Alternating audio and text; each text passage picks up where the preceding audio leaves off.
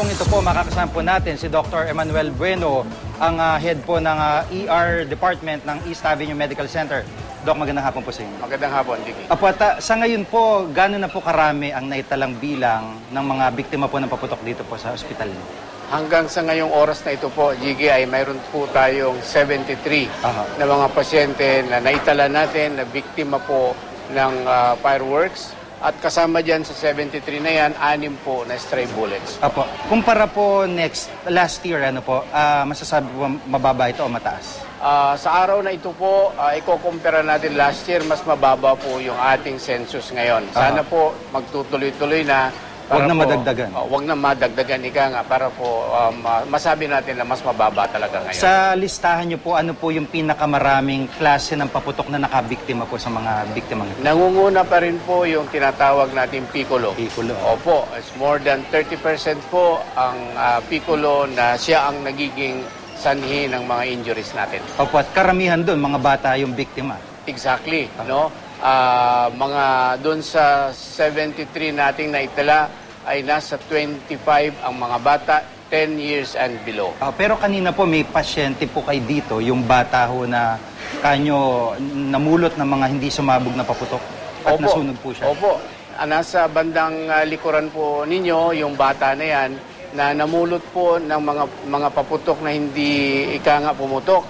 At nasindihan, kaya nga po nagkaroon po siya ng flash burn po sa muka at saka sa dibdib po. Ibig sabihin, no, kahit tapos na yung putukan, delikado, gaya po ng batang ito, na yung ibang mga bata, mamulot po ng mga paputok na hindi pumutok po. Tama po kayo. Dapat po talaga ay hindi na natin pupulutin yung mga paputok na hindi pumutok po dahil napakadelikado po yun.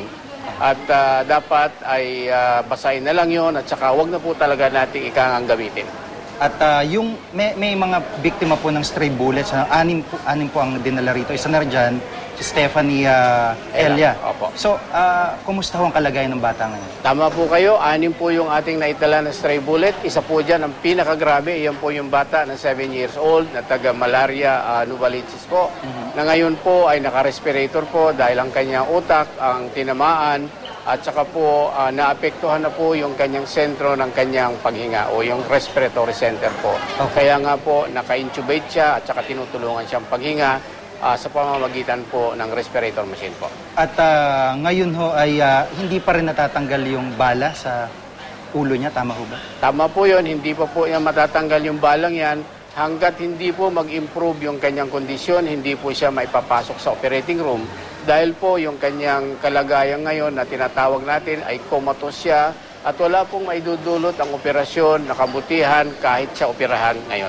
Dok, panghuling salita, ano po ang panawagan niyo siguro sa mga magulang na nanonood para po wag na madagdagan yung bilang pa ng mga biktima ng paputok dito sa East Sana Avenue? po wag na po natin pulutin yung tinatawag nating mga paputok na hindi pumutok.